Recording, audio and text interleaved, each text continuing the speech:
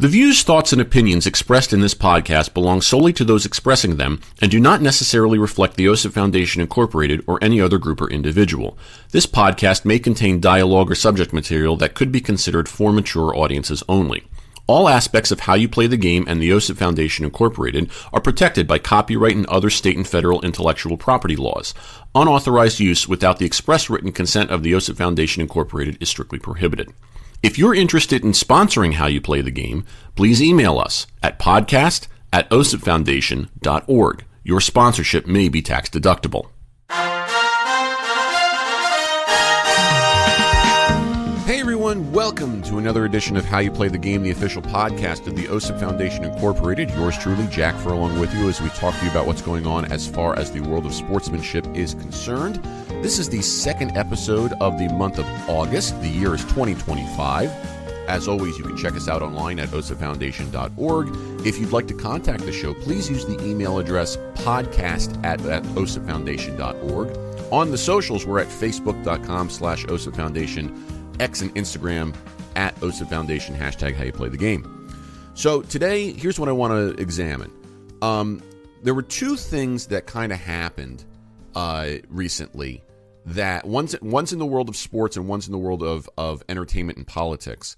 And there's a little bit of a cross-section here that I think speaks to sportsmanship in general. Because what we have here is we have examples of reactions to these two things that kind of just show where we need to be in terms of sportsmanship. Okay? Let's start with the entertainment and politics one real quick, because it's a little lighter, it's a little quicker to get through that one. Okay. Recently, for those of you who don't know who he is, Greg Gutfeld, who is a late night comedian on Fox News, appeared on the Tonight Show with Jimmy Fallon. Now, if you want to put two and two together, obviously, Greg is on conservative because he's on Fox News, and Jimmy Fallon, being on NBC, is the exact opposite. So when this got booked and announced, there was a lot of speculation of what's going to happen here. Is this going to be a very tense discussion? Is this going to be a bad interview? Is this going to be something that's just going to be fodder for the media to circulate? Well, if you go and watch the clip, it was just two dudes talking, having a good time, not really talking politics at all. It was really an enjoyable conversation to examine, and it was entertaining. And if you look at some of the stuff that Greg Gutfeld said afterwards, because he then went on to do his show, he said, first of all, it was very courageous of Jimmy to do that, which was a big thing. So he's kind of tipping his cap to him on that. And he just said, look, we just had a conversation. We didn't talk politics at all. We were just two dudes relaxing, chilling, shooting the shit, and it was fun. The media wanted to create more out of this, and it didn't happen. It couldn't happen. When Sean and I talk about this, we talk about, the lack of sportsmanship from the significantly woke left with this, and it felt like it wanted to be, or was trying to be forced down our throats that way. And it was far from that. It was absolutely far from that. And to me, what this shows is there is the potential for good sportsmanship in the public arena where politics could be quite prevalent. We have the ability to calmly, respectfully, and sanely be human beings and just interact with each other and just, be nice. It's not that difficult. Like it really doesn't matter, what your political stance is. You have the ability to treat another person with the same kindness and respect that you would want to receive. And that's exactly what happened in this interview. And if you go back and watch Greg's show afterwards, they were kind of saying the same thing. A lot of the panelists on his show were just like, look, you guys look good. Everything was nice. It shows that we can be respectful. So I really wanted to highlight that. I wanted to champion that. Because on the other side, in the world of sports, what I wanted to discuss was that Jen Powell made her debut as a major league umpire, being the first woman to umpire a major league game. Okay, it happened on Saturday the 9th. She worked a doubleheader in Atlanta as the Braves hosted the Marlins. Then she had the plate for the game on Sunday night, and it was an amazing thing. It was the problem that was occurring was that if you read the coverage of the incident, incident's the wrong word. If you read the coverage of the event, and then you read the responses on social media, okay, you see two very distinct extremes. You see the media really championing this, okay, and highlighting it.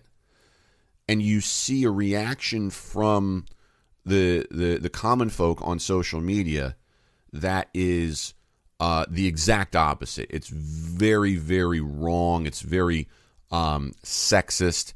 It's just a response that is disgusting.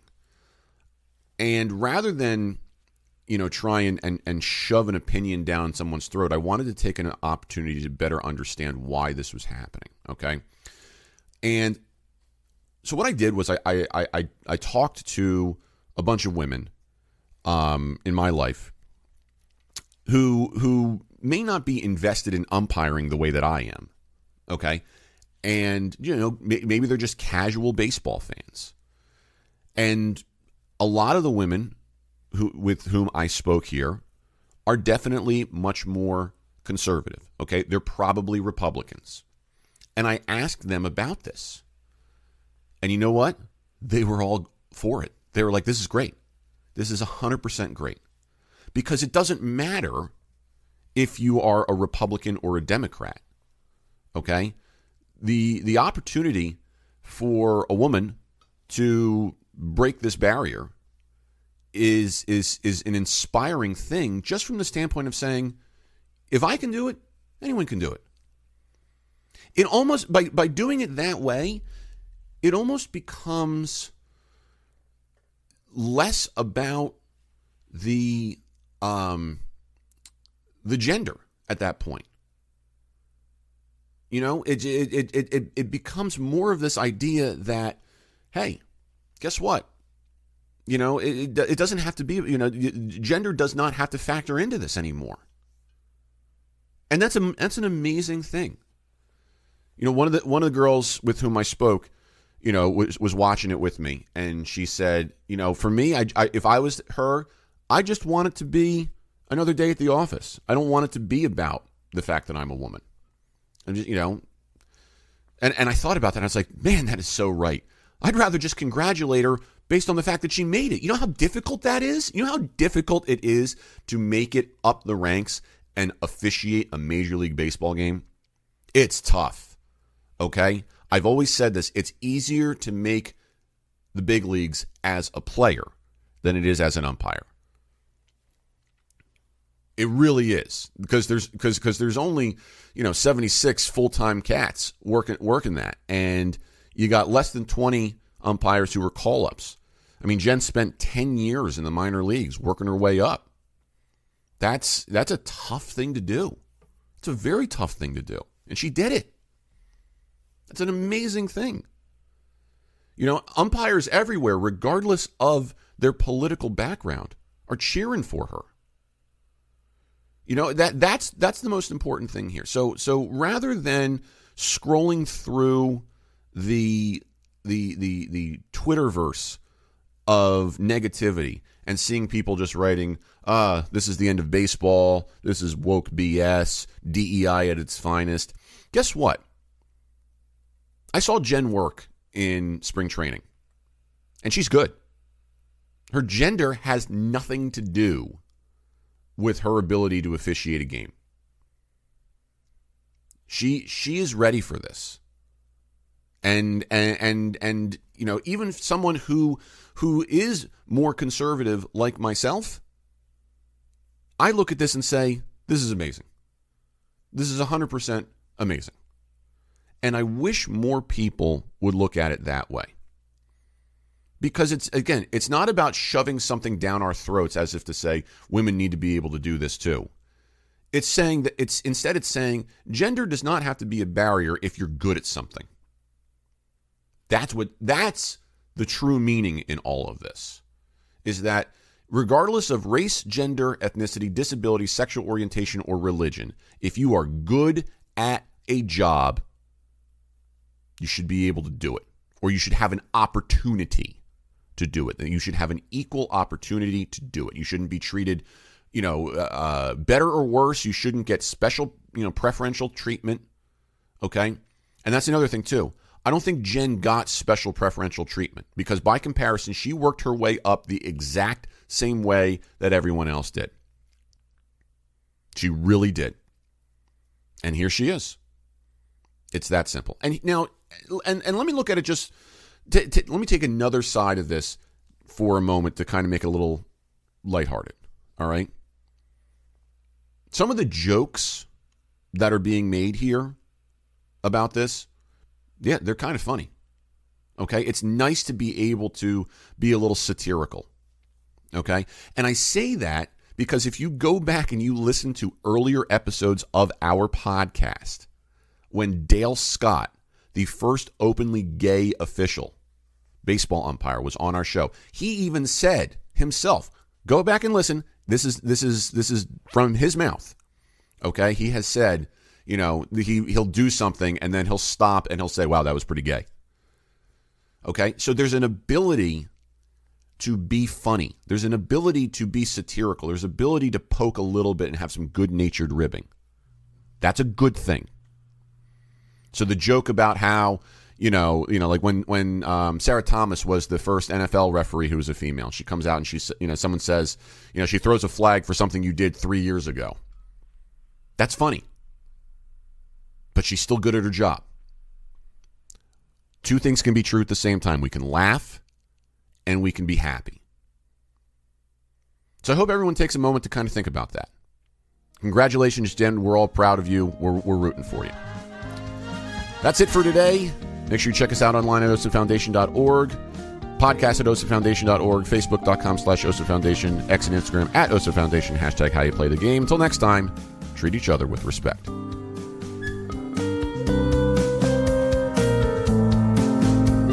How You Play the Game is a production of the OSIP Foundation, Incorporated. The producer-engineer of this episode is Sean Ryan. Music by Soundspring Studio. The executive producer of How You Play the Game is Jack Furlong.